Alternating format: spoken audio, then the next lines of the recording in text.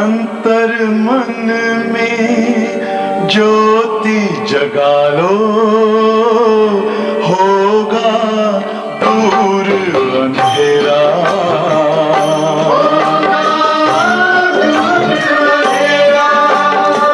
शिव का कर लो ध्यान, आ रहा पावन पुण्य सवेरा।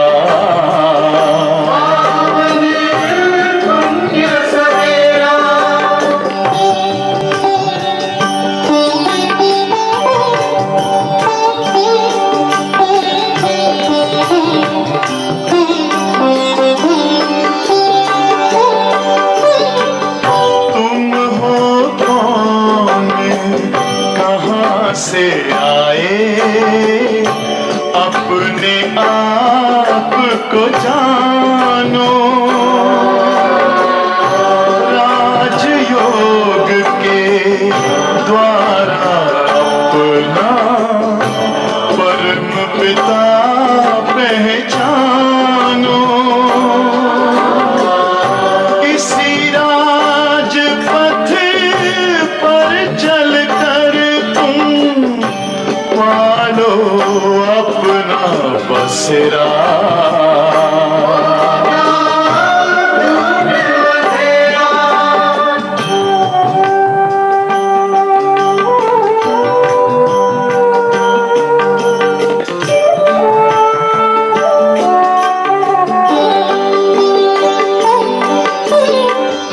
तुम हो आत्मा तन से न्यारे, परमात्मा को प्यारे। दिव्य गुणों को धारण करके योगी बनो दुलारे। ज्योति बिंदु ही तोड़ेगा ये माया मोह का घेरा।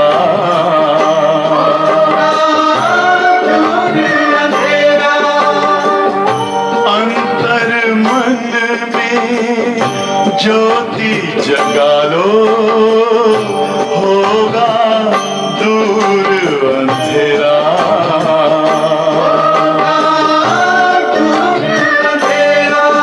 ओम शांति, ओम शांति, ओम शांति।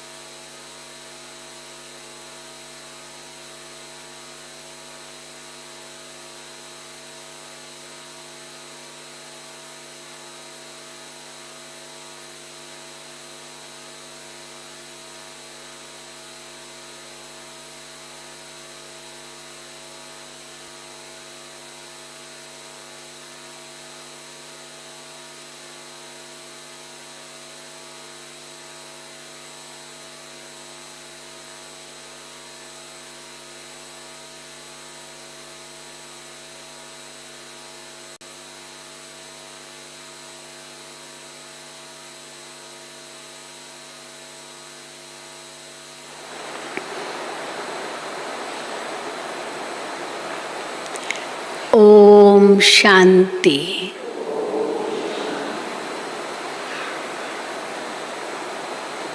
बाबा हमारा क्या है?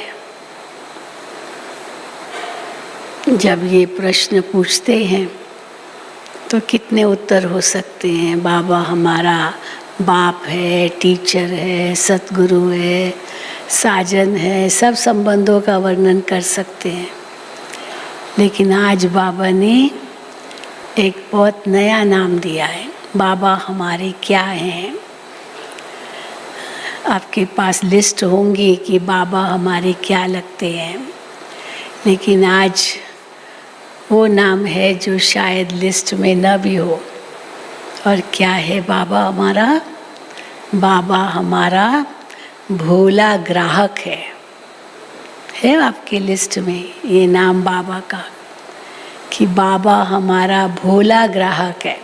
केवल ग्राहक नहीं है, भोला ग्राहक है। हाँ, ग्राहक भोला होता है तो क्या करता है? वो दुकान में जाता है और दुकानदार उसको बहुत फुसलाता है, ये भी लो, ये भी लो, ये भी लो, हाँ बहुत, तो अपनी सारी जेब खाली कर देता है उनके आगे। तो बाबा भी हमारा बहुत भोला ग्राहक है, सब कुछ हम पर लुटा देता है। लेकिन फिर साथ में बाबा कहते हैं, बाबा हमारा वो क्या है? चतुर सुजान भी है। भोला तो है लेकिन चतुर सुजान भी है। बाबा कहते हैं, पहले तुम मुझ पर लुटाओ तब मैं तुम पर लुटाऊं। लुटाओ भी क्या? लुटाओ माना बाबा हमारा ले तो लेता नहीं है, हमारे पास ही रहता है, लेकिन क्या करो? ये तन मन धन सब पुराना जो है वो मुझे दे दो, मेरा कर दो, मेरे हवाले कर दो, तो मैं तुमको सब कुछ नया दूंगा, सब कुछ नया दूंगा। तो ऐसा भोला ग्राहक है हमारा, सब कुछ हम पर लुटाने वाला। उस दिन भी बाबा ने कहा ना, पहले तुम मुझे वारिस बनाओ, सब कुछ बाबा तेरा है, तब बाबा तुमको 21 जन्मों के लिए वारिस बनाए। लौकिक में भी बाप बहुत भोला होता है, सब कुछ अपने बच्चे को दे देता है, लेकिन उसको उम्मीद रहती है एक, कि मैं जब बूढ़ा हो जाऊं तो मेरा बच्चा मेरी सेवा करे। ये उम्मीद तो हर पिता को होती है, इसलिए ये उम्मीद उनकी होती है। लालसा, बाबा ने आज शब्द का उम्मीद कहो, लालसा कहो, इच्छा कहो, होती है। लेकिन ये बाबा ऐसा है जो ये भी लालसा नहीं है बाबा को कि मेरी सेवा करे, क्योंकि बाबा तो कभी बूढ़ा होता ही नहीं है। होता है शिव बाबा बूढ़ा? आप बूढ़े होते हैं? हम बूढ़े होते हैं? कभी भी नहीं, क्योंकि आत्मा तो बूढ़ी होती ही नहीं, ये तो शरीर है जो बूढ़ा होता है। तो इसीलिए बाबा कभी बूढ़ा होता ही नहीं, उनको अपना शरीर ही नहीं है। इसलिए वो लालसा कभी नहीं रखता कि मेरे बच्चे मेरी सेवा करें, ऐसे नहीं। जो कुछ भी करते आप अपने लिए ही करते हो, बाबा को कुछ नहीं चाहिए। वो पिता तो चाहेगा कि मुझे कुछ मिले बच्चे से, लेकिन ये बाबा कभी नहीं चाहता, क्योंकि वो दाता है, तो दाता को क्या चाहिए। तो आज की बाबा की बहुत ही रमणीक मुरली है, सुनेंगे बाबा के महावाक्य। आज 13/7/2021 है। 13/7 अगर इसको कहें तो 13/7, बाबा 13/7 हमें मिल जाए तो 21 जन्मों की बादशाही मिल जाए। हाँ, तो 13/7/21। मीठे बच्चे, शिव बाबा को ये भी लालसा नहीं कि बच्चे बड़े होंगे तो हमारी सेवा करेंगे। वो कभी बूढ़ा होता नहीं। बाप है ही निष्काम सेवाधारी। ये भी बड़ा टाइटल है बाबा का, निष्काम सेवाधारी। प्रश्न है, भोलानाथ शिव बाबा हम सब बच्चों का बहुत बड़ा ग्राहक है, कैसे? कैसे है बाबा हमारा बहुत बड़ा ग्राहक? छोटा मोटा ग्राहक नहीं है, बहुत बड़ा ग्राहक है, पर है भोला। हाँ, तो उत्तर है, बाबा कहते हैं मैं इतना भोला ग्राहक हूँ, भोला ग्राहक हूँ जो तुम्हारी सब पुरानी चीज़ें खरीद कर लेता हूँ और उसके रिटर्न में सब नई नई चीज़ें देता हूँ। तुम कहते हो बाबा ये तन मन धन सब आपका है।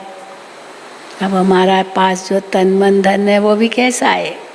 हाँ, रोगी तन है, अशांत मन है, बहुत खींचातानी वाला धन है, वो सब बाबा आप ले लो, सब कुछ पुराना और हमको नया देते हो। तो बाबा कहते हैं तुम कहते हो बाबा ये तन मन धन सब आपका है, तो उसके एवज में तुम्हें ब्यूटीफुल तन मिलता है, बहुत सुंदर तन मिलेगा, अपार धन मिल जाता है, कितना शुद्ध पवित्र शांतमय मन मिल जाता है ना। तो सब कुछ बाबा एक्सचेंज कर लेते हैं, सब कुछ नया दे देते हैं।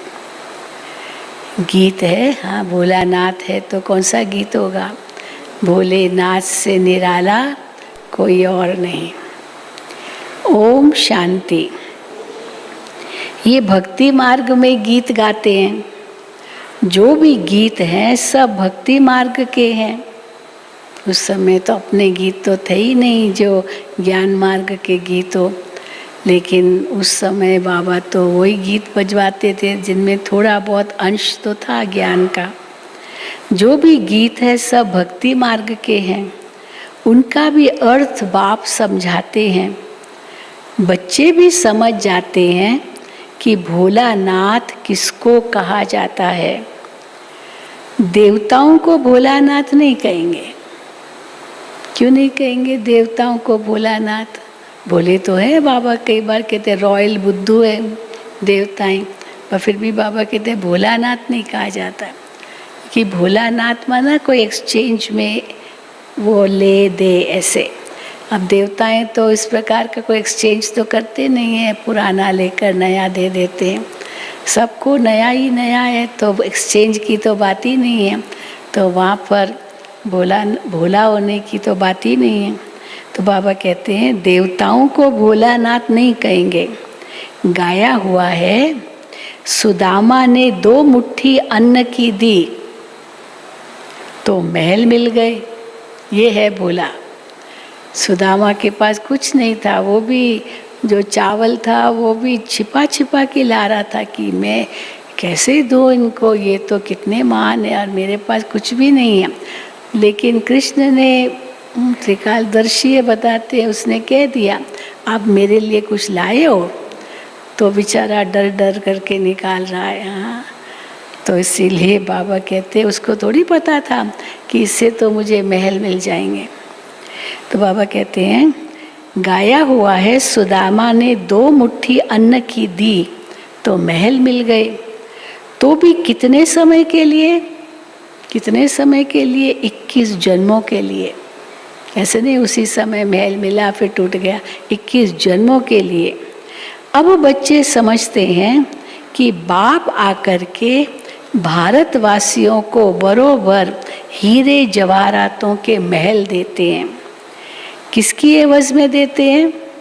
क्या देते हैं हम जिसके रिटर्न में बाबा इतने हीरे जवाहरातों के महल देते हैं?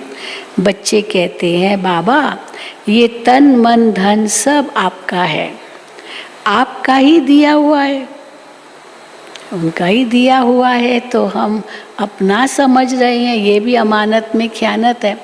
तो जब समझते हैं ये बाबा का दिया हुआ है तो सहज है बाबा को रिटर्न करना देना। बाबा ये तन मन धन सब आपका है, आपका ही दिया हुआ है। किसको बच्चा पैदा हुआ तो कहते हैं ना भगवान ने दिया, जो कुछ भी है भगवान ने दिया, तो भगवान का दिया हुआ आप संभाल रहे हो, ये भगवान ने दिया। धन के लिए भी कहते हैं भगवान ने दिया। अब ये कहने वाला कौन है? किसने कहा भगवान ने दिया? आत्मा ने कहा।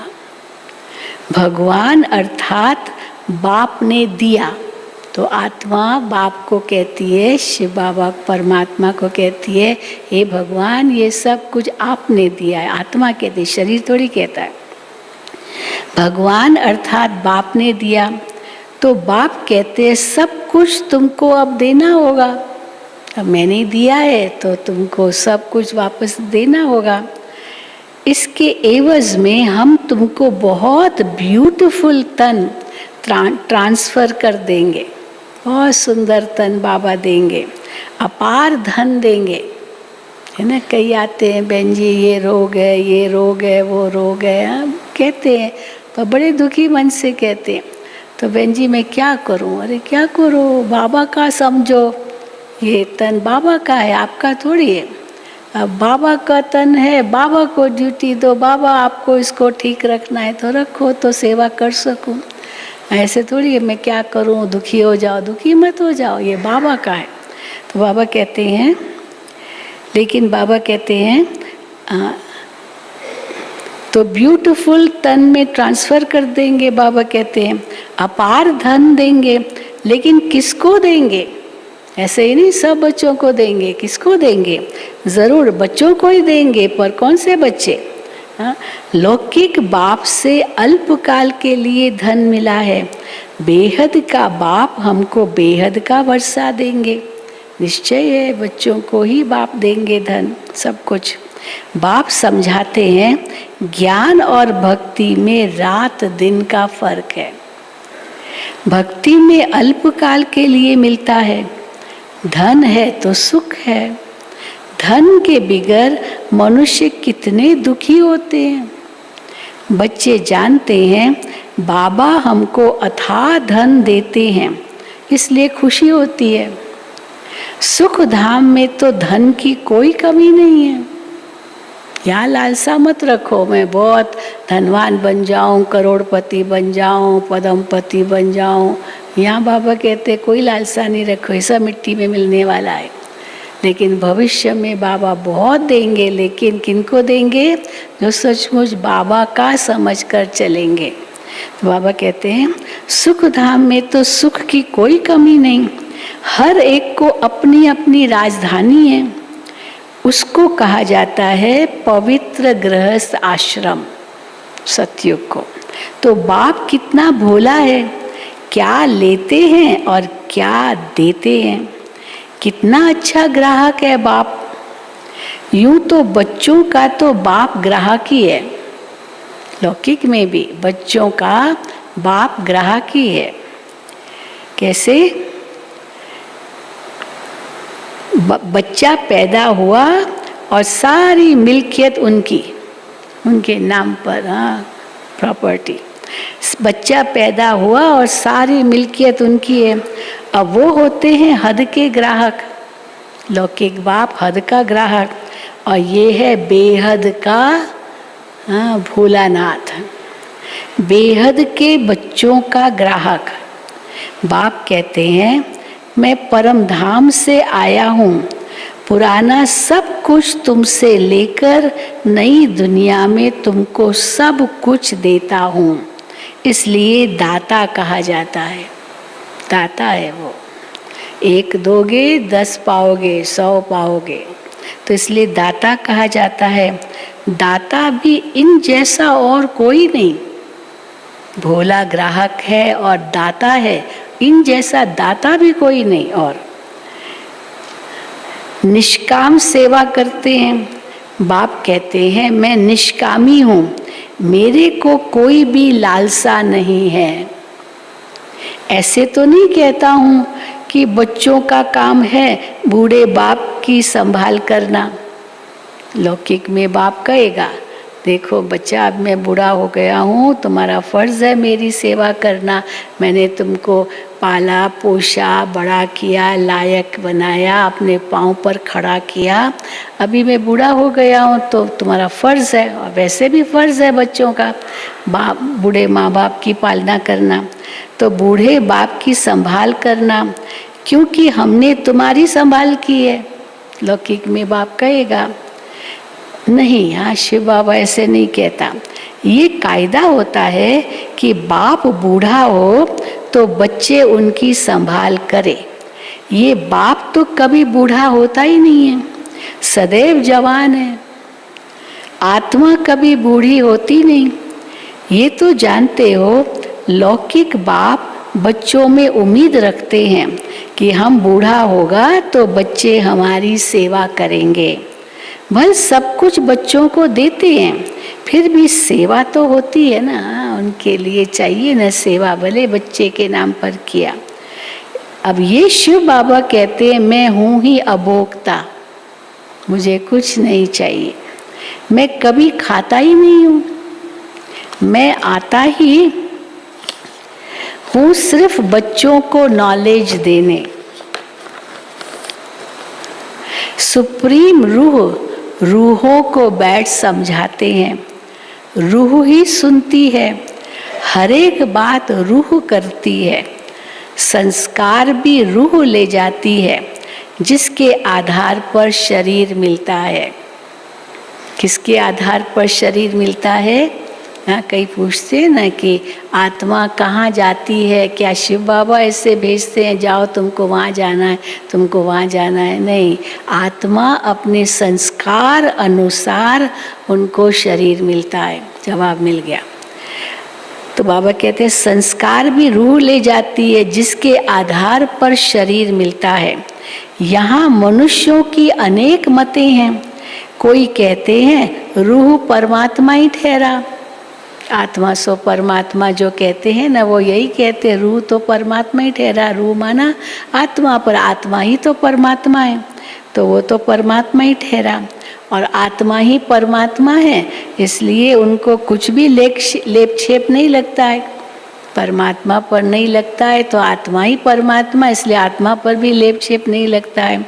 आत्मा को निर्लेप कह देते हैं। तो बाबा कहते हैं अगर आत्मा निर्लेप होती तो क्यों कहते हो पाप आत्मा पुण्य आत्मा? अगर आत्मा निर्लेप है तो क्या कहना चाहिए?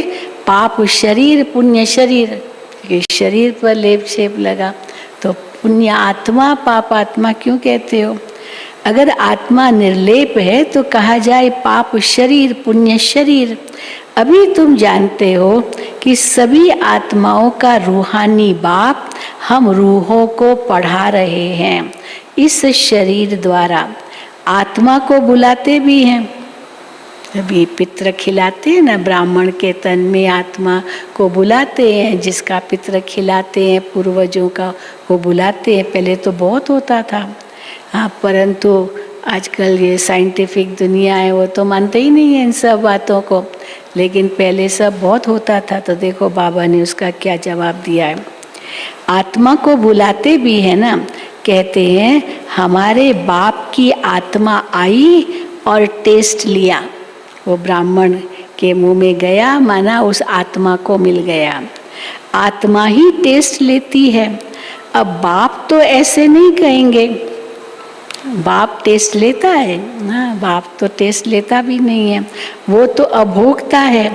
ब्राह्मणों को खिलाते हैं, आत्मा आती है। अब कहाँ तो विराजमान होती होगी ना, अगर आत्मा आती है, उसकी जो भी पिंड बढ़ाते हैं या पूर्वज को बुलाते हैं, तो आत्मा अगर आती है तो कहाँ तो विराजमान होगी। ब्राह्मणों आदि को खिलाना ये भारत में कॉमन बात है। आत्मा को बुलाते हैं, फिर उनसे पूछते हैं, फिर कई बातें उनकी सच्ची भी निकलती है। उनसे पूछते हैं कई बातें, अभी वो आत्मा जैसे उनके तन में आई, फिर उनसे पूछते हैं फलानी चीज़ कहाँ रखी है, ये किसको दिया, क्या दिया, आदि आदि, आप कहाँ हो, कि कौन से घर में हो, कहाँ जन्म लिया है, कोई वो ऐसे बताते हैं। तो उनकी कोई बातें उनकी सच्ची भी निकलती है। ये पितृ आदि खिलाना ये भी ड्रामा में नूंद है। इसके आगे कुछ पूछना नहीं चाहिए। कैसे आती है आत्मा, आत्मा आ सकती है क्या, क्या वो शरीर मुर्दा हो जाएगा, ये फलाना फलाना, कितने प्रश्न पूछते हैं। तो बाबा कहते हैं ये पितृ आदि खिलाना ये भी ड्रामा में नूंद है। बस ड्रामा शब्द कहो और बिंदु लगा दो, आगे कुछ सोचो नहीं इसके बारे में। ये भी ड्रामा में नूंद है, इसमें कोई वंडर नहीं खाना चाहिए। अच्छा कैसे आती है, हाँ कैसे खाती है, वो आती है क्या सचमुच? तो बाबा कहते वंडर भी नहीं खाओ, वह ड्रामा कह करके उसको बिंदु लगा दो, इसमें कोई वंडर नहीं खाना है। तो बाप नटशेल में ड्रामा के राज को बताते हैं। मुझे याद आता है कई साल पहले यहाँ सारे विश्व में एक बात फैल गई थी, वो गणेश जी की जहाँ भी मूर्ति थी उसको दूध पिलाते थे, वो पी जाती थी उसी दिन, दूसरे दिन नहीं पिया, उसी दिन पिया। तो बाबा से पूछा, बाबा व्यक्त बाप दादा आए थे यहाँ, ओम शांति भवन की बात है, तो बाबा से पूछा गया कि बाबा ऐसे कैसे हुआ, हाँ वो मूर्ति कैसे पी गई? क्योंकि साइंटिफिक रीज़न कईयों ने क्या क्या लिख के वो बना के दिए, ऐसे दूध पी गई होगी ये लकड़ी में या पत्थर में या जो भी जिस गणेश की मूर्ति होगी ये पी गई, पर फिर दूसरे दिन क्यों नहीं पिया, उसी दिन क्यों पिया? यहाँ भी कई भागे थे, यहाँ जो ट्रैवल ये है ना, ये अनादरा पॉइंट, वहाँ गणेश जी का मंदिर है। अरे इतने भागे वहाँ देखने के लिए गणेश जी दूध कैसे पीते। तो जब बाबा से पूछा गया तो बाबा ने कहा बच्ची ये भी ड्रामा में नूंद है, ताकि लोगों को ये बुद्धि में आए कि वो ही सब कुछ नहीं है, विज्ञान ही सब कुछ नहीं है, विज्ञान के ऊपर भगवान है। तो इसीलिए भगवान पर भरोसा रखो, निश्चय रखो, ये ईश्वर की कुदरत है। तो इसीलिए वो बुद्धि में सोचकर बुद्धि को फुल स्टॉप लगा दो, सोचो नहीं, साइंटिफिक रीज़न मत बताओ, हर चीज़ साइंटिफिक रूप से सिद्ध नहीं कर सकते। तो इसलिए बाबा कहते हैं ये भी आत्मा आती है, कैसे आती है, शरीर छोड़ के आती है, क्या करती है, ये सब ड्रामा में नोंद है, ये सब साक्षात्कार है।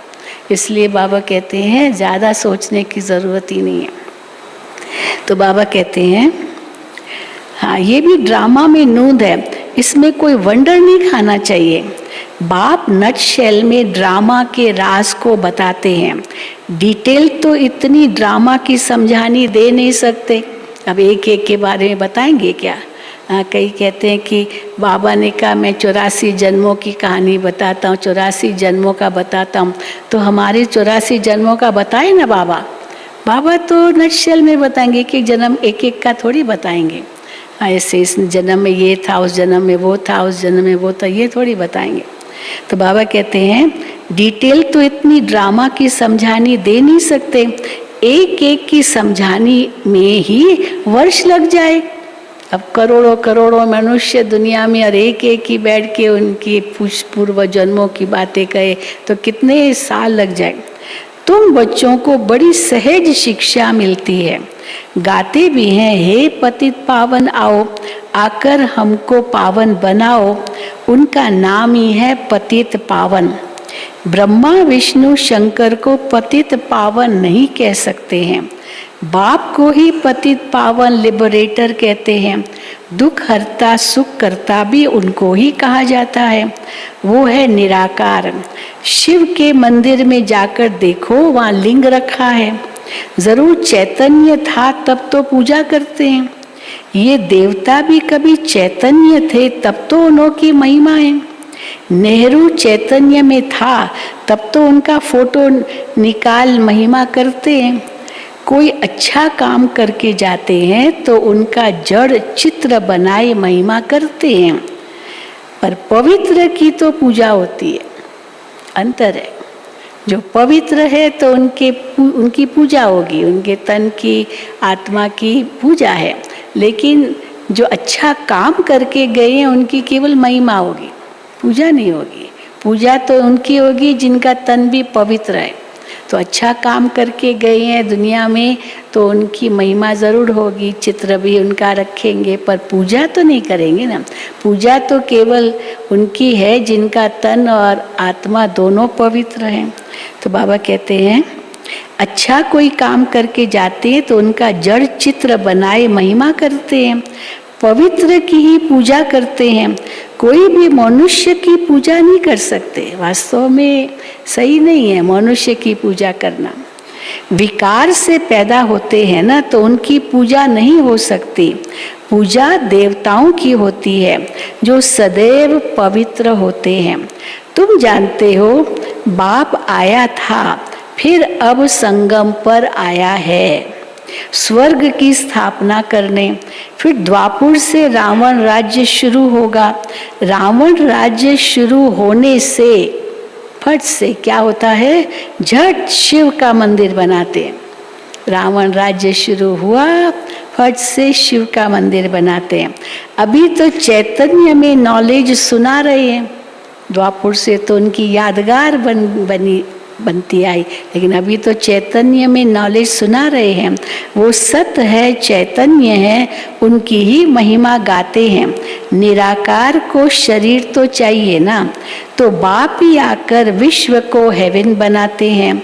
उस हेवन में राज्य करने के लिए तुम पुरुषार्थ कर रहे हो।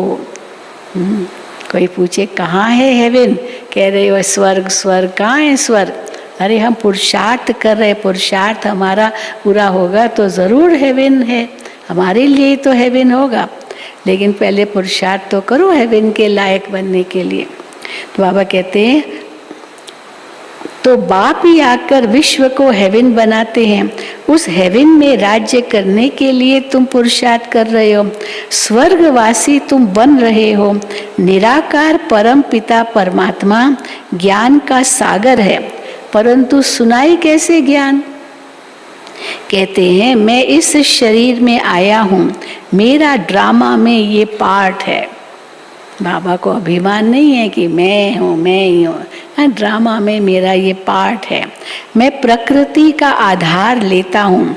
ये जो पहले नंबर का है, ब्रह्मा बाबा की आत्मा, ये जो पहले नंबर का है, इनके ही बहुत जन्मों के अंत में मैं आकर प्रवेश करता हूँ और इनका नाम ब्रह्मा रखता हूँ। हाँ, ब्रह्मा कहाँ से आया? तो बाबा जवाब देते हैं कैसे, कहाँ से आया ये ब्रह्मा? इनके ही बहुत जन्मों के अंत में मैं आकर प्रवेश करता हूँ। जो पहले नंबर का था, वो अंतिम जन्म में उनके ही बहुत जन्मों के अंत में मैं आकर प्रवेश करता हूँ और इनका नाम रखता हूँ ब्रह्मा। पहले ये सब भट्ठी में थे, सारे जो दादियाँ हमारी जो शुरू में भट्ठी में थे, तो बहुतों को नाम दिए थे। जैसे इनका नाम ब्रह्मा रखा, उसी समय ही सबके नाम बदली किए थे जो भी उस समय यज्ञ में थे। परंतु ये सब भट्ठी में थे तो बहुतों को नाम दिए थे, परंतु बहुतों ने भी छोड़ दिया, इसलिए नाम रखने से क्या फायदा? अभी भी कहते ना कई कि नाम क्यों नहीं हमको मिलता, हम समर्पित हो गए तो हमारा नाम बदलना चाहिए। अब बाबा कहते हैं आज समर्पित हुआ, कल छोड़ के चला गया तो नाम तो बदनाम कर दिया ना जो लिया, इसलिए अभी बाबा नाम नहीं देते। तो बाबा कहते हैं परंतु बहुतों ने फिर छोड़ दिया, इसलिए नाम रखने से क्या फायदा? तुम वो नाम देखो तो वंडर खाओ। क्या क्या नाम थे हमारी दादियों के, कोई भी ऐसे किसी पर भी ऐसे नाम नहीं होते जो हमारे दादियों के नाम थे। तो तुम वो नाम देखो तो वंडर खाओ। एक ही साथ सब इकट्ठे कितने रमणीक नाम आए। संदेशी नाम ले आती थी, वो लिस्ट भी जरूर रखनी चाहिए, है लिस्ट है। सन्यासी भी जब सन्यास करते हैं तो उनका भी नाम बदल जाता है, घर बार छोड़ देते हैं। तुम छोड़ते नहीं हो, तुम घर बार छोड़ते नहीं हो, तुम ब्रह्मा के आकर के बनते हो। हाँ, शिव के तो हो ही हो, शिव के आकर बनते हो ऐसे नहीं, ब्रह्मा के आके बनते हो। ब्रह्मा कुमार कहलाते हो, शिव कुमार तो सारी दुनिया है। शिव के तो हो ही, तुम कहते ही हो बाप दादा। सन्यासियों का ऐसे नहीं होता है, उनका कोई बाप दादा नहीं होता है। भल नाम बदलते हैं परंतु बाप दादा नहीं मिलता है उनको। उनको क्या मिलता है सन्यासियों को? जो घर बार छोड़ते हैं, सन्यासी बनते हैं, चलो नाम कर उनको नाम दूसरा मिलता है, लेकिन बाबा कहते हैं उनको क्या मिलता है? उनको सिर्फ गुरु मिलता है। उनका जो गुरु होगा जिससे उनको मिला नाम या जो भी, वो उनका गुरु है, पर वो बाप दादा तो उनका नहीं है ना। और यहाँ तुम कहते ये परिवार है, इस परिवार में बाप दादा और बच्चे, ये परिवार है। तो बाबा कहते हैं उनको सिर्फ गुरु मिलता है। हठ योगी हद के सन्यासी, वो हठ योगी हद के सन्यासी, और तुम बाबा कहते हैं राज योगी बेहद के सन्यासी। वो हठ योगी हद के सन्यासी और तुम राज योगी बेहद के सन्यासी। तो रात दिन का फर्क है। गाया भी जाता है ज्ञान भक्ति और वैराग्य। उनको भी वैराग्य है, परंतु उनका है घर बार का वैराग्य। तुमको तो सारी दुनिया से वैराग्य है, छोड़ा कुछ भी नहीं है और फिर भी सब कुछ भूला है। तो ये बेहद का वैराग्य, सब कुछ भूलना। तो तुमको सारी दुनिया से वैराग्य है। उनको पता ही नहीं है कि सृष्टि बदलती है। वो सन्यासी नहीं समझते हैं कि कोई सृष्टि बदल रही है, अब सतयुग आने वाला है। वो सुख को तो मानते ही नहीं है। तो बाबा कहते हैं उनको नहीं पता है कि सृष्टि बदलती है। तो तुम्हारा है बेहद का वैराग्य। ये सृष्टि खलास होनी है, तुम्हारे लिए नई दुनिया बन रही है, वहाँ जाना है, परंतु पावन होने बिगड़ तो वहाँ जा नहीं सकते। दिल में जचता है, अंदर में जचता जो है ना, बाबा जो कहते हैं दिल में जचता है कि बरोबर नई दुनिया में देवी देवताओं का राज्य था जो बाप अब स्थापन कर रहे हैं। तुम जानते हो शिव बाबा को याद करने से हम पुण्य आत्मा बन जाएंगे। है बड़ा सहज है बड़ा सहज, कोई मुश्किल थोड़ी है पुण्य आत्मा बनना, परंतु याद भूल जाती है। याद से ही पुण्य आत्मा बनेंगे, पाप नाश होंगे, पर याद ही भूल जाती है। भक्ति मार्ग की रस्म रिवाज बिल्कुल ही अलग है। वापिस अपने घर तो कोई जा नहीं सकता। वहाँ वो कितना भी हठ योग करे, कितना भी अपने शरीर को कष्ट दे, कुछ भी करे, लेकिन वापस तो कोई भी जा नहीं सकता। पुनर्जन्म सबको जरूर लेना है। घर जाने का समय एक ही है, एक ही है। फलाना मोक्ष को प्राप्त हुआ, बाबा कहते ये तो गपोड़ा है, गपोड़ा है। बाप कहते हैं कोई भी आत्मा बीच से वापस नहीं जा सकती, मोक्ष को प्राप्त नहीं हो सकती। अगर हो जाए, बीच से जाते जाए परम धाम, या वो ज्योति में ज्योति समाती जाए बीच से, तो बाबा कहते हैं तो खेल ही बिगड़ जाएगा। अब एक ड्रामा चल रहा है और जिसका पार्ट है वो आए ही नहीं, और उसका पार्ट बजना है तो आना, उसको आना चाहिए ना।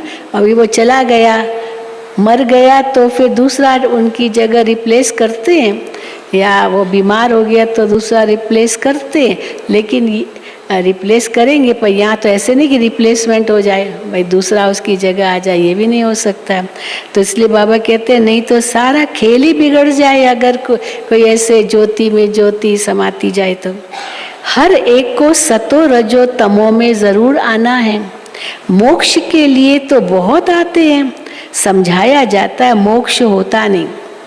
आते हैं किस लिए? हमको मोक्ष चाहिए, हमको इस दुनिया में आना ही नहीं है वापस, उसके लिए हम क्या उपाय करें? तो बाबा कहते हैं मोक्ष तो होता ही नहीं है। तो समझाया जाता है मोक्ष होता नहीं, ये तो अनादि बना बनाया ड्रामा है, वो कभी बदली नहीं हो सकता। चलो उस ड्रामा में तो एक एक्टर मर गया, दूसरा उसकी जगह लेगा, या बीमार हो गया दूसरा लेगा, लेकिन यहाँ मरना बीमार होना ये भी ड्रामा में ही नोंद है, तो उसकी जगह तो कोई दूसरा ले ही नहीं सकता, वो कभी बदली नहीं हो सकता है। मक्खी यहाँ से पास हुई, फिर 5000 वर्ष बाद ऐसे ही पास होगी, ऐसे ही पास होगी मक्खी। ये फिल्म बनी हुई, तो फिल्म में तो फिर वापस वही रिपीट होगा। ये तो जानते हो बाबा कितना भोला है, वही पहली पॉइंट, बाबा कितना भोला है।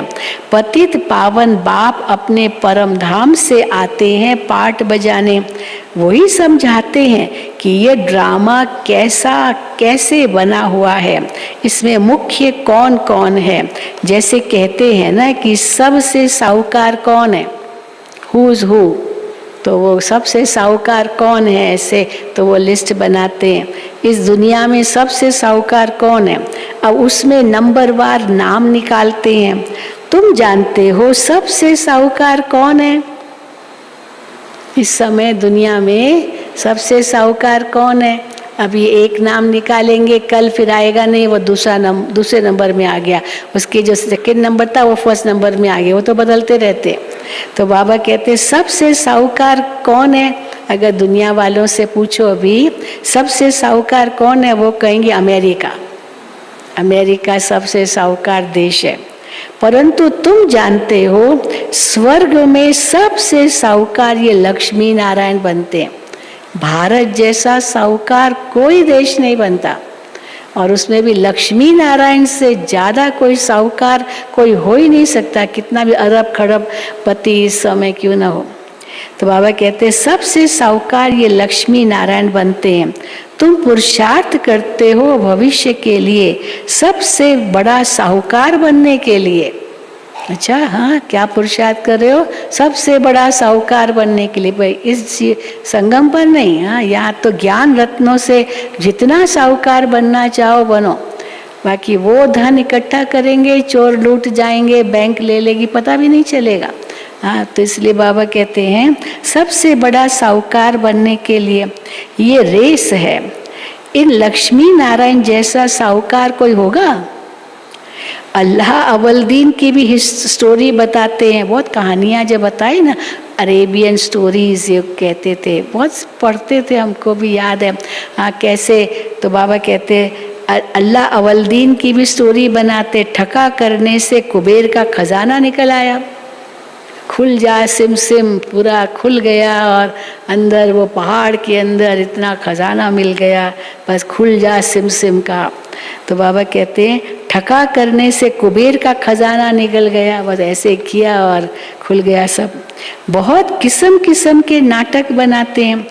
अब तुम्हारी बुद्धि में है ये शरीर छोड़ स्वर्ग में जाएंगे, हमको कारून का खजाना मिलेगा। बाप कहते हैं मुझे याद करने से माया एकदम भाग जाएगी। ये सब अरेबियन स्टोरीज है। तो उसमें आता है कि उसको तावीज़ दी गई, वो फूल लाना है, तो वो फूल लाएंगे, तभी राजा के आंखों पर रखेंगे तो उनको नेत्र आएंगे, मना दिखाई देगा। पर फूल लाने के लिए इतना इतना ये विघ्न पार करने पड़ेंगे।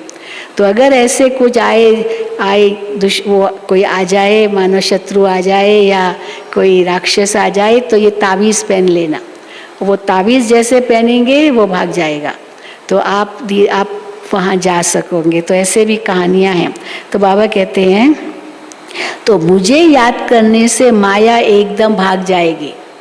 वो तावीज़ कोई पहनने की बात नहीं है जो वो हट जाएगा, वो जो दुश्मन होगा या कोई भी ये कुछ भी होगा, तो बाबा कहते हैं वो भाग जाएगा। वो तावीज़ को देख के थोड़ी भागेगा, पर ये याद की तावीज़ है जिसके आधार से माया दुश्मन भाग जाएगी। तो मुझे याद करने से माया एकदम भाग जाएगी। बाप को याद नहीं करते तो माया फिर तंग करती है, माया फिर तंग करती है। कहते हैं बाबा हमको ये माया के तूफान बहुत आते हैं। अच्छा, बाबा फिर कहेंगे अच्छा बाप को बहुत प्यार से याद करो तो तूफान उड़ जाएंगे। जब भी माया का तूफान आए, बाबा प्यार से याद करो, वो तूफान उड़ जाएगा। तो बाबा कहते अच्छा बाप को बहुत प्यार से याद करो तो तूफान उड़ जाएंगे। बाकी नाटक आदि बैठ बनाए हैं, बात तो कुछ भी नहीं है, वो कहानियाँ बैठ के बनाई है। बाप कितना सहज बताते हैं, सिर्फ बाप को याद करो तो तुम्हारे में जो एलॉय है, खाद है, वो निकल जाएगी और कोई तकलीफ नहीं देते हैं। आत्मा जो पवित्र सच्चा सोना थी वो अब झूठी बन गई है, फिर सच्ची बनेगी। इस याद अग्नि से आग में डालने बिगर सोना पवित्र हो न सके। बहुत तपाना पड़ता है आग में, तब जाके सोने से खाद निकलती जाती है, सोना शुद्ध होता जाता है। आग में डालने बिगर सोना पवित्र हो न सके तो इसको भी योग अग्नि कहते हैं। है याद की बात, वो लोग तो अनेक प्रकार के हठ योग सिखलाते हैं, तुमको तो बाप कहते हैं उठते बैठते याद करो। आसन आदि कहाँ तक तुम लगाएंगे? हर जगह पे बाबा की याद में बैठना है तो आसन चाहिए, फलाना आसन करो, ये आसन करो, तो कहाँ तक तुम लगाएंगे आसन आदि? ये तो चलते फिरते काम करते याद में रहना है। भल बीमार हो तो यहाँ लेटकर भी बाबा को याद कर सकते हो। हाँ, कहाँ बीमार है तो ऐसे थोड़ी है, बैठना ही जरूरी है, लेटकर भी या बाबा को याद कर सकते हो। शिव बाबा को याद करो और चक्र फिराओ बस। उन्होंने फिर लिखा है गंगा का तट हो अमृत मुख में हो। गंगा के किनारे तो गंगा जल ही मिलता है, अमृत कौन सा मुख में हो, तो इसलिए गंगा के तट पर ले जाते हैं तो गंगा जल मुख में डालते हैं। इसलिए मनुष्य हरिद्वार में जाकर के बैठते हैं। अब बाप तो कहते हैं तुम कहाँ भी बैठो, भल बीमार हो सिर्फ बाप को याद करो, स्वदर्शन चक्र फिराते रहो, तब प्राण तन से निकले। यह प्रैक्टिस करनी पड़े। उस भक्ति मार्ग की बातों में और इस ज्ञान मार्ग की बातों में कितना रात दिन का फर्क है। हाँ, कितना फर्क है। बाप की याद से तुम स्वर्ग का मालिक बन जाएंगे। वो तो लड़ाई वालों को कहते हैं जो युद्ध के मैदान में मरेगा वो स्वर्ग में जाएगा। वास्तव में युद्ध यही है, इस युद्ध के मैदान में मरेंगे, जो माया के साथ युद्ध है उसमें मरेंगे तो स्वर्ग में जरूर जाएंगे। वास्तव में युद्ध यही है। उन्होंने तो कौरवों पांडवों का लश्कर दिखा दिया है। महाभारत लड़ाई हुई, अच्छा फिर क्या हुआ? रिजल्ट तो कुछ भी नहीं, बिल्कुल ही घोर अंधियारा है, कुछ भी समझते नहीं, इसलिए अज्ञान अंधियारा कहा जाता है। बाप फिर रोशनी करने आया है, उनको ज्ञान का सागर नॉलेज फुल कहा जाता है। अभी तुमको भी सारा ज्ञान मिला है, सारा ज्ञान तीनों कालों का तीनों लोकों का, यही सारा ज्ञान होता है। तीनों कालों का तीनों लोकों का ज्ञान, ये ज्ञान है। वो है मूल वतन जहाँ तुम आत्माएं रहती हो, उनको ब्रह्मांड भी कहा जाता है। यहाँ रुद्र यज्ञ रचते हैं तो बाप के साथ साथ तुम आत्माओं की भी पूजा करते हैं, क्योंकि तुम बहुतों का कल्याण करते हो। बाप के साथ तुम भारत की खास और दुनिया की आम रूहानी सेवा करते हो, इसलिए बाप के साथ तुम बच्चों का भी पूजन होता है। कल भी जम्मू की एक बहन हमको मिली, कहती है सचमुच मैं तो जब तक ज्ञान में नहीं थी तब तक वहाँ रघुनाथ मंदिर में जाती थी। जम्मू में रघुनाथ मंदिर है, इतने बड़े पत्थर के स्लैब, छोटे छोटे छोटे छोटे शालिग्राम बने, तो मुझे आता था ये सब क्यों बनाए हैं इतने सारे, क्या मतलब है इसका, कोई अर्थ ही नहीं है, मुझे कुछ समझ में आता नहीं था। तो मैं कि क्या भक्ति मार्ग में, तो इसीलिए मैं सोचती कुछ ज्ञान मिले, तो देखो बाबा मिला, ज्ञान मिला, तब हमको समझ में आया कि ये इसका अर्थ क्या है। नहीं तो बस पूजा करते रहेंगे, इतने 9 लाख बताए ना शालिग्राम, किस लिए, उनको क्या मालूम ये कौन है। तो बाबा कहते हैं तुम आत्माओं की भी पूजा होती है बाप के साथ साथ, क्योंकि तुम बहुतों का कल्याण करते हो। बाप के साथ तुम भारत की खास और दुनिया की आम रूहानी सेवा करते हो, इसलिए बाप के साथ तुम बच्चों का पूजन होता है। नशा चढ़ता है, बाप के साथ हम बच्चों का पूजन होता है। फिर कभी जम्मू जाए ना तो वो मंदिर ज़रूर देखना, तो नशा चढ़ेगा, ये हमारा ही पूजन हो रहा है। कौन गए वो मंदिर, किसने देखा, हाथ उठाओ। अच्छा, थोड़ों ने देखा है, पर कभी भी जम्मू कश्मीर जाने का मौका मिले वो मंदिर ज़रूर देखना, बहुत बड़ा मंदिर है। तो अच्छा, मीठे मीठे सिखिल दे बच्चों प्रति माता पिता बाप दादा का याद प्यार और गुड मॉर्निंग। रूहानी बाप की रूहानी बच्चों को नमस्ते। हम रूहानी बच्चों की रूहानी बाप दादा को याद प्यार, गुड मॉर्निंग और नमस्ते। धारणा के लिए मुख्य सार। पहला, माया के तूफानों को भगाने के लिए क्या करो? माया के तूफानों को भगाने के लिए बाप को बहुत बहुत प्यार से याद करना है। आत्मा को योग अग्नि से सच्चा सच्चा सोना बनाना है। दूसरा, बेहद का वैरागी बन इस पुरानी दुनिया को भूल जाना है। बेहद का वैरागी बन इस पुरानी दुनिया को भूल जाना है। दुनिया बदल रही है, नई दुनिया में जाना है, इसलिए इससे संन्यास ले लेना है, पूरी दुनिया से।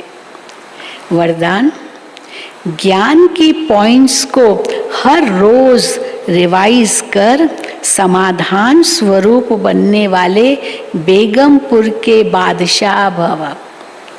ज्ञान की पॉइंट्स को हर रोज रिवाइज कर समाधान स्वरूप बनने वाले बेगमपुर के बादशाह भव।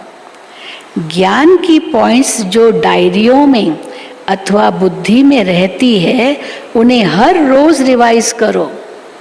बाबा कहते हर रोज रिवाइज करो और उन्हें अनुभव में लाओ, तो किसी भी प्रकार की समस्या का सहज ही समाधान कर सकेंगे।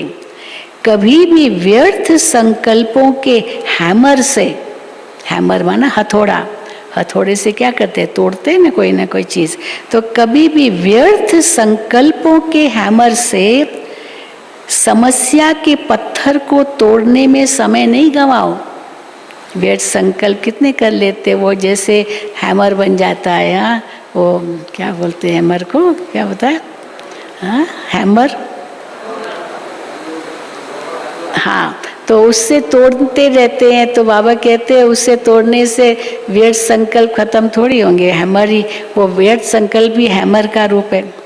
कभी भी व्यर्थ संकल्पों के हैमर से समस्या के पत्थर को तोड़ने में समय नहीं गंवाओ। ड्रामा शब्द की स्मृति से हाई जंप दे आगे बढ़ो, फिर ये पुराने संस्कार आपके दास बन जाएंगे। ड्रामा शब्द की स्मृति से हाई जंप दे आगे बढ़ो। हथौड़ों से, व्यर्थ संकल्प के हथौड़ों से वो समस्या को हल नहीं कर सकेंगे। तो ड्रामा कहा तो इससे आगे बढ़ो, फिर ये पुराने संस्कार आपके दास बन जाएंगे। लेकिन पहले वो दास बने, उसके पहले बादशाह बनो, तख्त नशीन बनो, तो फिर ये सब पुराने संस्कार आपके दास बन जाएंगे। स्लोगन, हर एक को सम्मान देना ही सम्मान प्राप्त करना है। हर एक को सम्मान देना ही सम्मान प्राप्त करना है। सम्मान प्राप्त करना है किसी का, तो उसको सम्मान दो। तो आज 13 तारीख है, दीदी जी की विशेषताएं हम सुन रहे हैं। कल था सच्चाई सफाई की प्रतिमूर्ति थी दीदी। आज है 13 तारीख, बालक और मालिक का बैलेंस सदा रखा दीदी ने। बालक और मालिक का बैलेंस। दीदी यज्ञ की मालिक थी, लेकिन उनके जीवन में बालक और मालिकपन का बैलेंस देखा। जो यथार्थ बात होती वो मालिक बन सबके सामने रखती, लेकिन अगर सबकी एक मत नहीं होती तो बालक बन उसे भूल जाती। कभी बहस या डिबेट में समय नहीं गंवाती। बहस करना, डिबेट करना, वहाँ आर्ग्यू करते रहना, अरे भाई ठीक है, पर जिद करना, बाबा कहते ये सब, दीदी ये सब नहीं करती थी। तो बालक बन उसे भूल जाती। कभी बहस या डिबेट में समय नहीं गंवाती। दीदी बालक बन बाबा की अंगुली पकड़कर यज्ञ की हर डिपार्टमेंट का चक्कर लगाती। मम्मा के अव्यक्त होने के बाद दीदी को बाबा ने दिल्ली से बुला लिया। तो बाबा की राइट हैंड थी, हर कारोबार दीदी देखती थी। दादी तो मुंबई में रहती थी। तो बाबा कहते हैं, तो दीदी बालक बन बाबा की अंगुली पकड़कर यज्ञ की हर डिपार्टमेंट का चक्कर लगाती। बाबा उन्हें कहते, अभी आपने बाबा की अंगुली पकड़ी है, भविष्य में श्री कृष्ण आपकी अंगुली पकड़कर चलेगा। हमारा माँ की अंगुली बच्चा पकड़ के चलता है, भविष्य में श्री कृष्ण आपकी अंगुली पकड़कर चलेगा। ऐसा नशा है ना। तो दीदी को बाबा ऐसे नशा चढ़ाते थे कि वो तो माता तो थी, शादीशुदा थी, पर बच्चे नहीं थे। तो बाबा उनको कहते थे आप श्री कृष्ण को जन्म देगी। हाँ, तो बहुत नशा था उनको। अच्छा, ओम शांति, ओम शांति, ओम शांति। 2 विशेष सूचनाएं आपको देनी है। अभी क्लास की टोली सबको मक्की का भुट्टा मिल रहा है। वो जाएं झोपड़ी के पास,